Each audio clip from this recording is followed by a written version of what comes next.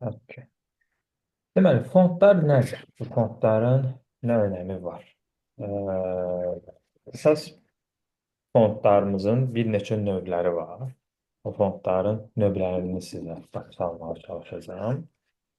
Çünki bir şeyləri işləmək istəyirsinizsə, o fondlarımızın birinci psixologiyasını anlamalısınız, mənasını anlamalısınız və fondları axtaranda, fondlarınızı kateqoriyaya görə seçəndə onların bir növ incəliyini başa düşməlisiniz. Çünki fondların da bir hissləri var. Onlar da müəyyən qədər nazlı ola bilirlər, sərt ola bilirlər, yumşaq ola bilirlər. Bu şəkildə təsəvvür eləməlisiniz və o şəkildə fondları axtarmağa çalışmalısınız. Bir insan kimi onlara yanaşmalısınız. Əsas Hı hı. növləri çoxdur ümumiyyətlə fondların. Amma əsas üç növ daxilində fırlanır. Dörd də deyə bilər. Dördüncüsü biraz üçüncü növə bənzəyir. İndi onu deyəndə özünüz görəcəksiniz. Amma daha çox istifadə edilən növlərdən ikisi var. Serif fondlar seriyası və sans serif fondlar seriyası. Bu nədir? Yəni fərqi nədən ibarətdir? Necə seçməliyik bunları? Harda istifadə edilir? Serif fondlar ucları, hərflərin uclarında çıxıntılar var. Burada gördüyünüz kimi çıxıntılar yer alır. Yəni bir hərfin müəyyən bir hissəsindən, başından ola bilər, ayağından ola bilər. Bu hissədə çıxıntısı varsa və hərfin fiquru, hərf özü də bir fiqura məxsusdur. Orada hər hansı bir naziləşmə xətti, nazilik ilə qalınlaşma xəttinin birləşməsi varsa, burada həmçinin görürük nazik xətt də var, qalın xətt də var, çıxıntıları da var. Bu sayılır serif fondlar. Və biz Google-a serif fond yazsaq, bizə serif fond nümunələri verəcək. Məsəl üçün, bunlar da adlarıdır. Burada hətta məqaləsi var. Biz məsəl üçün bu məqalə hissəsini keçid eləsək, burada biz görə bilərik ki, həm məqalədə izah eləyir bizə, həm də nümunələr çəkib. Məsəl üçün, Garment Jensen Castle'ın fontu serif font sayılır. Çünki çıxıntıları var. Fondlar fonts.google.com-a keçid eləsək, biz burada müxtəlif fondlar görə bilərik. Bu fondlar da baxa bilirik ki, hansı məsəl üçün seri fondlar sayılır. Yəni bu tipli fondlar sayılır. Bir-birə baxırıq, axtarır bizə lazım olan məsələn tutaq ki, seri fondları. Və gördüyümüz kimi məsələn daha çox sans seri fondlar çıxır. Hə, məsələn seri fond çıxdı. Gördünüz? Burada baxın, Hı. çıxıntısı var. Bu deməkdir ki, sans serifdir. Yəni, burada avtomatik olaraq bizə lazım olan fondlardan biridir və bu da fond adıdır. Yəni, ümumiyyətlə font google.com-un ümumiyyətlə başlayacağım sizə, çünki hər zaman buradan font yükləyəcəksiniz. İndi sadəcə nümunə kimi göstərim sizə. Burada bu font sans serif getmiş olur, daha doğrusu serif getmiş olur, giriş çıxıntısı var. Harda istifadə edilə bilər? Daha çox istifadə edilə bilər gözəlliyi ilə bağlı salonlar üçün, incəliyi təbliğ eləyən yerlərdə istifadə edilə bilər. Amma bunun əksi də ola bilər, rəsmi şirkətlər üçün də istifadə edilə bilir. Vizit kartda ola bilər, posterdə ola bilər. Ə, Bu ümumiyyətlə bu tipli fond, seri fondlar cümlə istifadə edilə bilir. Yəni təkcə bir söz kimi yox, cümlə şəklində də istifadə edilməsi mümkündür. İkinci hissəsi bunun əksi olan sans serifdir. Yəni düppədüz, soyuqqanlı bir fond. Çıxıntısı yox, girişi çıxıntısı yox. Hər şey bir-birinə bənzəyir. Burada gördüyümüz kimi. Və elə fonts.google-da da gəzdiyimiz zaman bizim qabağımıza dalbadal sans serif fondlar çıxır. Və bu fondlar. Hamısı və sans seriflərdir. Gördüyünüz kimi. Bu amma serif fondlardır. Girişi çıxıntısı var. Bu sans serif artıq gedir, düppədüzdür, taxta kimidir. Amma ən çox istifadə edilən kateqoriyalardan biridir sans serif. Demək olar ki, bütün xidmətlərdə istifadə edilir. Bütün hər yerdə köməyimizə çata bilir. Gündəlik olaraq istifadəyə yararlı bir növdür və e, tapılması da, ondan yararlanmağımız da rahatdır. İnanılmaz dərəcə bu tipli fondlar çoxdur. Bu loqolarda çox istifadə edilir. Yəni bu dəqiqə minimalizm dövrüdür və bu font, bu kateqoriya, sans serif kateqoriyası da minimalizm kateqoriyasında getdiyi üçün Ə, Bu çox istifadə edilir. Xüsusilə loqoda. Məsələn, serif font loqo daxilində hansısa bir şirkətin adını yazmaq üçün hər zaman istifadə edilə bilmir. Yəni daha çox belə çox rəsmi, akademik bir rəsmiyyəti olan bir xidmətdə istifadə edilə bilər. Gözəlliklə bağlı salonlar üçün belə yerdə istifadə edilə bilər. O da bəzən də artıq o da demək olar ki, azalıb. Ümumi götürəndə serif font çox da hal-hazırda istifadə edilmir. Çünki serif font klassik bir üsluba malikdir. Amma sans serif daha modern bir üsluba malikdir. Fərqləri bundan ibarətdir daha çox.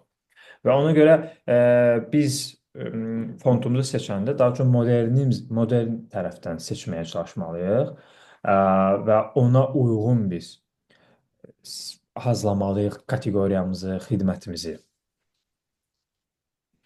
Aydındır? Bəli, bəli. Diqqətlə qulaq asın. Tamam. Üçüncü növümüz script fontdur.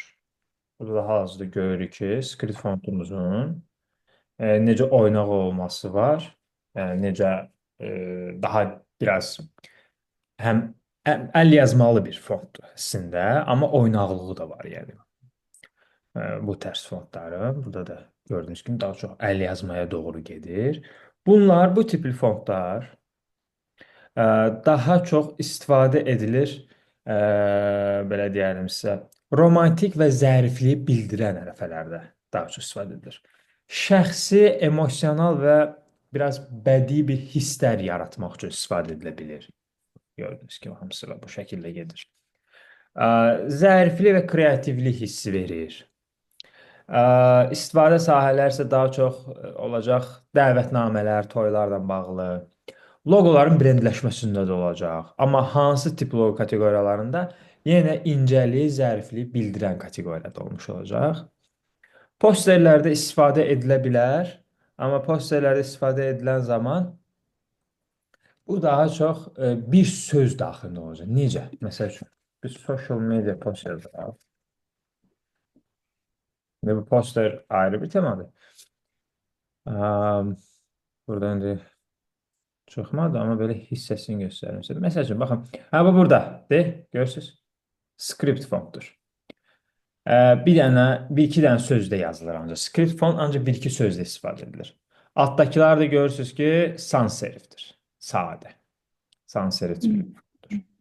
Yəni, skriptlə sans serif yaxşı şəkildə yola gedirlər. Onları bir yerdə istifadə eləmək uğurludur, ümumiyyətlə, dizayn kateqoriyasında. Hansı skript fontlar hansılar ola bilər? Ümumiyyətlə, fontların adlarını sizə bura yazıram, siz də özünüz üçün köçürün. Skript fontlar ən yaxşısı Pacifico fontudur. Bunlar adlarını yazıram sizə. Qeyd edin özünüzdə. Bir Vibes'dır. Lobster'dır. Yəni daha çox skript fontu daha yaxşıları bunlardır. Amma bunlar skript fontlar gelir. Bu kateqoriya. Qeyd elədiniz? Bayaqçıları dedim sizə sans serif fontlar. Sans serif fontlar isə çox mükəmməl gündəlik istifadə edə biləcəkləriniz. Lato, Montserrat, Calibri, Fontu Portal, Roboto, ondan sonra Future fontu, bunlar sadəli və rahatlıq hissini yaradırlar və startaplar olsun, texnologiya ilə bağlı saytlar üçün belə kateqoriyalarda da istifadə edilir. Demək olar ki, %90% bütün kateqoriyalarda istifadə edilə bilir. Sonra asla var idim. Sofia fontu. Əgər buna yetərlidir, zamanla başqalarını deyəcəm sonuçta. Yavaş-yavaş yükləyəcəksiniz. Digər birinci növ dediyim serif fontlar ən çox istifadə edilənlər hansılar? Times New Roman. Bu çox istifadə edilir həmin kateqoriyada. Məşhur olan fontlar. Bu prosta serifdə Olanlar da təkrar. Bu serifdir. İndi yazdıqlarım serifdir. Aha, Bunlar hı, sans çox sağ ol. serifdir. Bu hissələr. Bu isə skriptdir. Hı. İndi yazdıqlarım isə serif. İndi çelik Bəli, çelik. serif. Aha. Georgi fontu məşhurdur serif üzrə. Garamond fontu məşhurdur. Həmçinin belə tip serif fontlar etibarlılığı da bildirir. Peşəkarlıq hissi verir. Yəni rəsmiyyət o anlamdadır. Ənənəvi üsullarda istifadə edilir, klassik üslublarda istifadə edilir. Və kitablar, qəzetlər, hüquq firmaları, belə yerlərdə banklar bəzən istifadə edilir belə tip fondları. Burada çı yoxdur, yəni səhv görürük. Məşhur olanlardan bunları dedim sizə. Deməli, skripti də dedik. Dördüncü növ.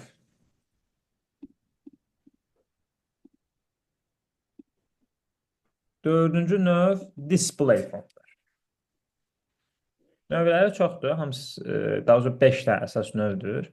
Amma ən çox istifadə edilən 2-3 növdür yəni. Display font. Display font demək olar ki, bir sözlərdə istifadə edilir. Loqoların font dizaynlarında istifadə edə bilir və yaxud da təkcə display fontdan istifadə edərək loqoların özünü də hazırlamaq olar. Diqqət cəlb edən bir fontdur. Qeyri-adi və estetik bir baxımdan fərqliliyi var fontun. Psixoloji təsirini götürsək, enerji, fərqlilik, belə bir tip cazibələr yaratmaq üçün istifadə edilir. Bir balaca skript fonta yaxın bir fontdur. Bu qeyri-rəsmi və bəzən də komedik bir yumor hissini ötürmək üçün istifadə edilə bilir. Buradan da görə bilirsiniz. Biraz gülməli fason tərzli bir ab-hava verir. Başlıqlarda daha çox istifadə edilir bu tip display fontlar. Hansılar daha yaxşı display fontların? Deməli, Jokerman, ondan sonra Impact, Mavis New. Daha çox display fontlar üzrə məşhur olan bunlardır. Zamanla özünüz də tapa biləcəksiniz başqa display fontları. Yəni display fonts yazaraq bir çox fontlar qabağımıza çıxa bilir. Burada məsələn bu font, Priok fontu. Fontun adı budur yəni. Bu da display gedir. Gord Quick. Bu da display sayılmış olur. Uğurlu bir fontdur. Burada və belə display font edən ki, bir çox fontlar da çıxır.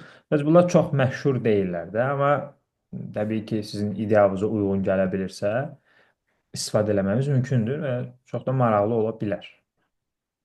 Bu da məsələn display gedir. Display ilə skripti biraz dizaynerlər qarışdıra bilər.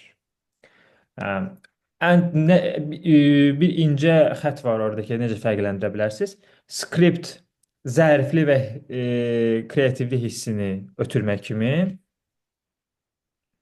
amma display isə qeyri-rəsmi və yumor hissini ötürmək üçündür. Bu şəkildə fərqləndirə bilərsiniz. Yəni, baxanda hissinizə görə biraz hərəkət eləmiş olursunuz. Bu ikisini fərqləndirmək üçün.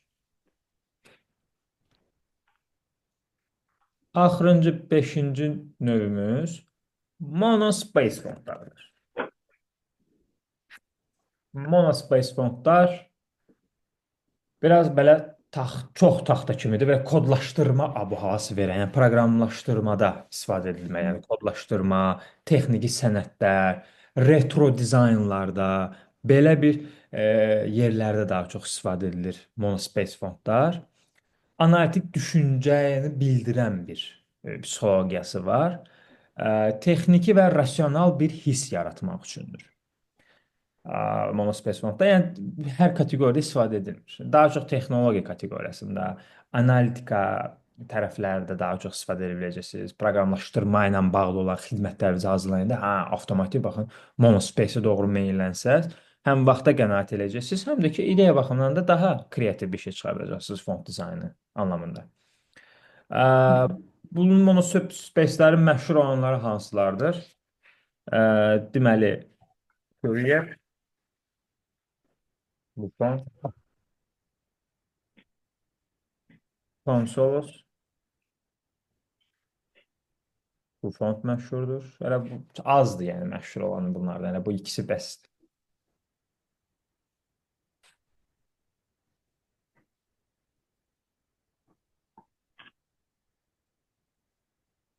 Burada da yəni nümunələr var. Bu da var, proportional monospace. Bu da yəni monospace sayılır. Artı mono, bu da monospace sayılır. Burada da. Bunlar isə ailələridir. Yəni nazi, qalın, çox qalın belə tipdə getmiş olur. İndi font necə yüklənilir? Hansı saytlardan yükləməlisiniz? Bir fontu yükləyəndə nələr baş verir? Bir dənə fontu install eləməyiniz, yükləməyiniz, bütün harda yazı yazmaq olursa, hansı proqramlarda yazı yazmaq olursa, onların hamısında yer almış olur həmin fontlar. Word olsun, Illustrator olsun, Photoshop olsun, həm başqa hansı proqram varsa, Premiere olsun, tekstin özü olsun, hər yerdə yüklədiyiniz font yer almış olur bir dənə yükləməklə, yəni adi bir setup kimi yükləməkdir əslində. Ən məşhur yükləmə saytı fonts.google.com-dur. Bunun interfeysi rahatdır və necə işlənilir interfeysi? Burada bizim preview hissəmiz var. Bura hansı sözü yazmaq istəyirsinizsə, ona uyğun burada fonta uyğun sözün görsənməsi olacaq. Burada məsəl üçün 70% Azərbaycan hərflərini dəstəkləyir, 30% dəstəkləmir. Yəni elə fontlar var ki, orada ə, ç, ş-sı yoxdur. Hə, eləsi var ki, var təbii ki. Onu təbii ki, baxaraq eləməlisən. Ona görə Azərbaycan dilində bir şey yazsam, məsələn, tutaq ki, bağda gül. Bağda gül yazdım. Burada görürəm ki, hə, bax, ğı Azərbaycan hərfi ğı varsa, deməli Azərbaycan hərfi var bu fontda. Və bu da fontun adıdır. Burada yazdığım sözə görə fontlar necə görsənir? Və bu məsəl üçün Boldens, qəşəng fontda Azərbaycan hərfində dəstəkləyir. Və burada sual işarəsi yarandısa, bu o deməkdir ki, bu fontun Azərbaycan hərfləri yoxdur. Yəni əsi,ğısı, çısı, şısı yoxdur. Hərdən isə elə olur ki, eybəcər görsənir, digər hərflərdən fərqlənir. O deməkdir, onun da yəni əsi, çısı, Azərbaycan hərfi yoxdur. Hə?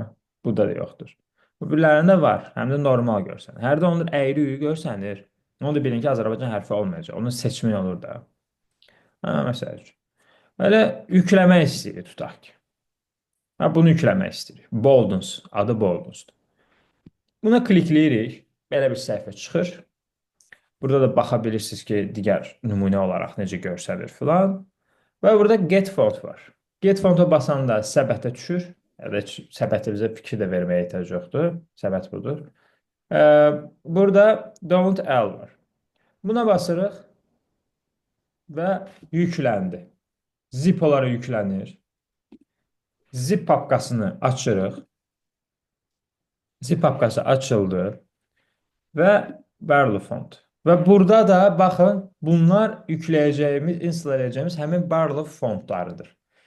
TTF faylında olur. Bəzən başqa saytlardan yükləyəndə OTF faylında olmuş olur.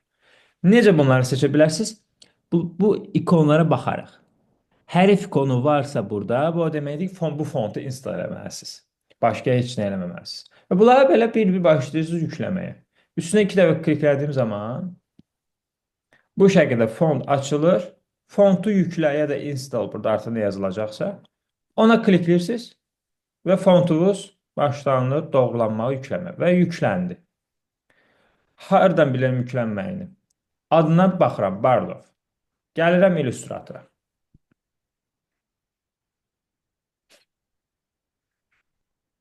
Səhifə yaradıram.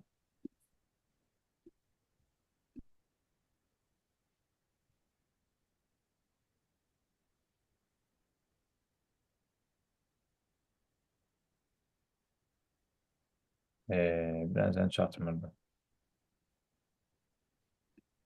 Okay. Yazıram. Teksturamız buradadır. Type tool. Type tool'umuzu seçdik. Type tool'unu seçəndən sonra daha doğrusu teksturamı seçəndən sonra yazı yazmaq hissəsi buradadır. Type tool'umuzu seçirik. Bir dənə klikləyirik. Yazı düşür. Yazı düşəndən sonra selection tool'u seçirəm. Selection tool'u seçəndən sonra e, shift'i basıb saxlayaraq bunu böyüdürəm ki, yazını daha rahat görüm. Qoyuram vurğuram. Təzədən məsəl ki, bu ilk dəfədən lorem ipsum şəklində verir. Lorem ipsum şəklində yazılır. Mən bunun üstə iki dəfə basıram və yazı yazıram. Adi bir şəkildə. Sonra selection tool seçirəm. Bu fontumun dəyişmək üçün gəlirəm Windows'dan Properties'i tapıram. Properties. Hal-hazırda açıqdır burada. Və burada karakter bölməsi var. Karakter bölməsi var. Karakter bölməsi hansı ki fontlarınızın funksiyalarını tənzimləmək üçündür. Burada həm fontunuzu basırsınız üç bucağa və burada nə fontlar varsa indiyə qədər yüklədiklərində onlar belə bir klaviatura oxu ilə tərpədərək dəyişdirmək olur. Ya da mouse-la belə tərpədərək dəyişdirmək olur. Və yaxud da bayaq da font yüklədik. Nə idi adı bunun? Bunu tapmaq istəyirəm tutaq. Bar. Böyle. Aha. Və gəlib bura yazıram bar və çıxdı. Yüklədiyim font budur. Bir dənə Black-i yüklədim deyə bir dənə Black düşdü.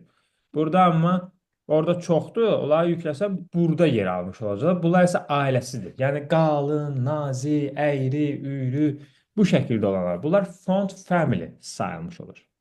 O situasiyada yer almış olurlar. Bu hissə nədir? Ölçüdür. Bunu da klaviatura oxu ilə və yaxud da özünüz bir rəqəm yazaraq 200. 200 ölçüsünü də böyütmüş olur.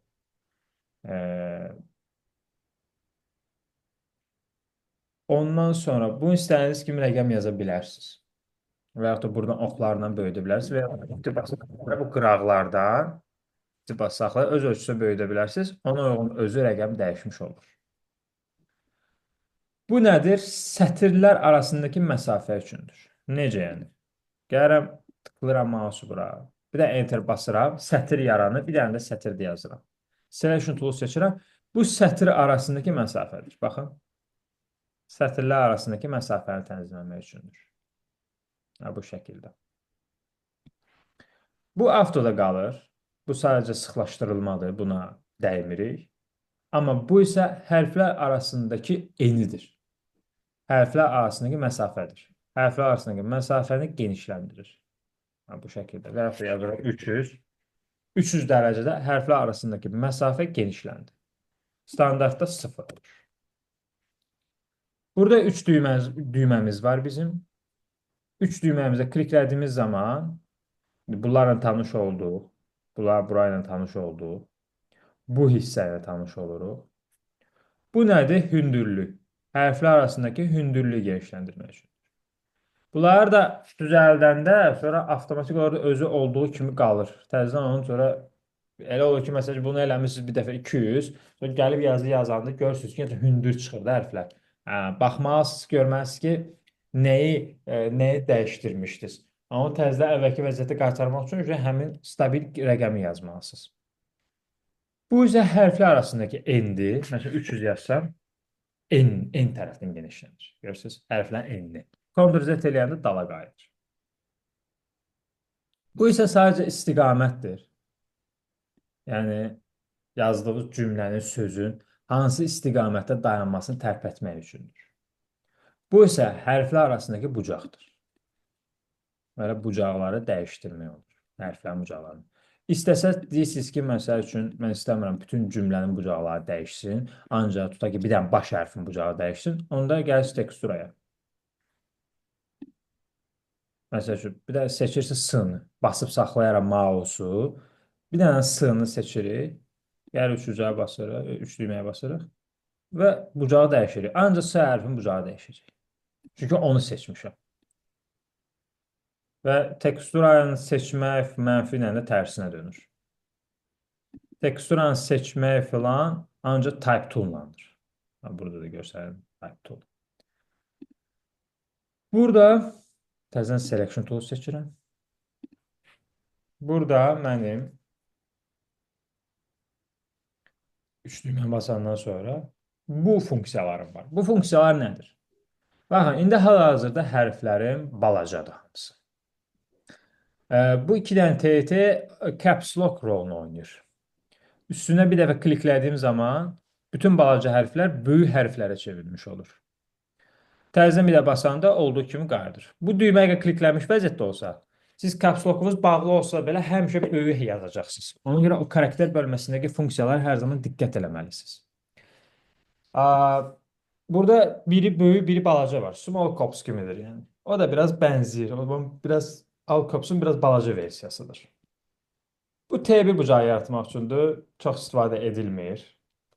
Demək olar ki, istifadə edilmir. Bu isə yazının altından xətt çəkmək üçündür. Bəzən kliklərində yox olur. Bu isə yazının üstündən xətt çəkmək üçündür. Və font dizaynları üçün bəzən yararlı ola bilir, yəni istifadə eləməyə dəyər. Burada dil var. Hansı dili siz seçirsiniz, o dildə yazırsınız. Bu isə keyfiyyətdir. Bunu Sharp-da hər zaman saxlayırsınız. Bu vektorun keyfiyyətidir. Tekstur adının, yazı fontunuzun nə qədər yüksək şəkildə keyfiyyətdə olmasını bildirmiş olur. Onun üçündür. Bu birlər isə effektlər şəklindədir. Bunlar olduğu kimi qalır. Bunlara dəymirsiniz. Digər məsələmiz. Bu karakter bölməsi aydın oldu. Bəli. Çox rahatdır, yəni fontunuzu buradan seçdiniz. Ailəsi varsa buradan ailəsini seçdiniz. Qalın, nazik filan. Bura nədir? Paragraflardır. Soldan geçsin yazı. Word-də də var bu. Mərkəzdən olsun. Sağdan olsun. Elə işarədən də yəni bilmək olur bunları ki, hansı tərəfə baxacaq. Bu da məsələn sağ, sol, yuxarı eyni şeylər. Bunlar iki cümlələrlə olur. Eyni paragraflardır Word-dəki kimi. Amma bir dənə də bizim bu karakter, amma bu normalda bunların görsənməsi, bunun görsənməsi. Baxın, mən indi bunu seçməmişəm, düzdür? Boşluğa bir dənə basıram, heç də seçilməyib. Gördünüz, property bağlandı. Yoxdur heç nə. Seçdiyim zaman isə bir torba şey açılır. Hansı ki, karakter bölməsi, paragraflar və align bölməsi. Bu align çox önəmlidir. Səliqə yaratmaq üçün, dizayn üslubunu vermək üçün, ideya tətbiq eləmək üçün align bölməsi çox önəmlidir. Bu isə necə istifadə edilir? Deyək ki,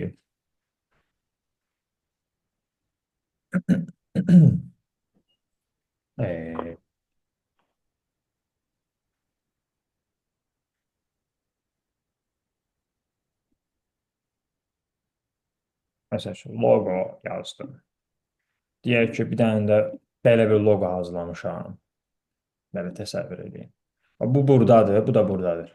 İstəyirəm bunlar belə mərkəzləşsinlər, bir yerdə olsunlar. Shift-i basıb saxlayıram, ikisini seçirəm. Bunların ikisi də seçildi. Align bölməsi yenə açıldı. Və bu align bölməsində bu nədir? Horizontal alignment, yəni sola yığır, özü avtomatik. Bu nədir? Ortaya yığır, gördünüz, mərkəzləşdirdi. Ortaya elədi ikisini də. Bu nədir? Sağa doğru yığdı. Bu isə yuxarıya doğru, yəni bir işarənin üzərinə yuxarı yazı tərəf aparır. Bu mərkəzləşdirir. Bu isə aşağı sağa doğru aparmış olur. Bunu background-dan da eləmək olur. Məsəl üçün bir background çəkirəm. Və məsələn belə bir background çəkdim. İşarələr itdi də. Yazının rəngini də verirəm. İşarələr layer'dan görə bilərik ki, altda qalıb. Baxın, burada altda qalıblar. İşarə ilə yazı. Background üstdədir. Bu backgroundu dartıb sürüklüb alta da belə də ata bilərəm. Bu işarələr, layer'lar yuxarı çıxmış oldu. Ya da ki, selection tool seçib, background'un üstünə gəlib, sağ düyməni basıb, arrange bölməsinə gəlirəm. Arrange bölməsində send to back var. Özü arxaya atır, avtomatik. Bir də sürüklüməyə zad belə şey olmur. Çünki o, məsələn, burada en qədər layer olanı 12 saat sürükləyənə qədər adamın ömrü gedir, vaxtı gedir. Və sağ düymə basıb send to back elib arxaya atmaq olur, yəni.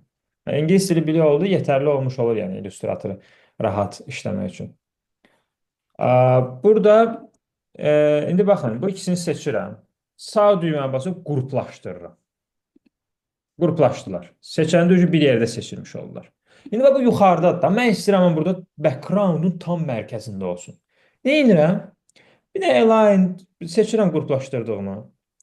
Align, horizontal align center'a basıram. Bu mərkəzdə artıq. Bir dənə də vertikal align center'a basıram və tam mərkəzə oturur. Gördünüz? Bu background'un tam mərkəzini deməkdir. Bir də əllə belə sürükləyib gətirib belə qoymursunuz da 2 saat vaxt itirmirsiniz. Bir dənə bu mərkəzi basırsınız, align, horizontal align center'a basırsınız, işarələrini alın. Heç sözlərə baxmağa lazım deyil. Bu sizin elə bil ki layer'lərinizdir. Bu iki dənə fiqur. Bu sağa doğru çəkəcək deməkdir. Bu orta, mərkəz deməkdir. Bu daha doğrusu bu soldur, bu sağdır. Sağa doğru çəkəcək deməkdir. İşarədən anlayın. Bu iki ler hansı istiqamətə baxır, oradan anlamaya çalışın, nə edəcək də. Bu yuxarıya doğru aparır. İşarəni göstərdiyi kimi. Bu elə bir ki, bu sizin fiqurunuzun background'un qırağıdır. Bu isə layer'larınızı belə təsəvvür edin. Bu isə tam mərkəz aparır. Təbii ki, sağda olduğu üçün sağda qaldı. Bir dənə buna bassam ortaya düşəcək. Bu isə aşağı hissəyə aparmaq üçündür. Burada təbii ki, çox şeylər var. Bunlar da var, amma bunlara hələ deməyəcəm, başınız qarışmasın. Əsas ən çox da istifadə edilən bunlardır və bu loqonuzu hazırladığınız zaman da bunları çox istifadə eləmiş olacaqsınız. Başa düşdünüz? Bəli. İndi dərsdən sonra bir loqo hazırlayacağım sizin üçün. Hansı ki, keçən səfər keçdiyimiz toollardan istifadə eləyərək, ondan sonra fontdan istifadə eləyərək loqo hazırlamağı sizə öyrədəcəm. Bir sualınız varsa sualınızı verin, sonra fasilə eləyək 5-10 dəqiqə. Hələ ki yoxdur. Məncə nəzəriyyədə olacaq. Özüm işləyəndə olacaq suallarım. Hə, mütləq hətta suallarınız belə qırağa qeyd edin, sonra belə rahat verəsiniz sualları. Tamam. 5-10 dəqiqə dincələk, videonu da sizə göndərim. Tamam. Çox sağ olun. Görüşürüz.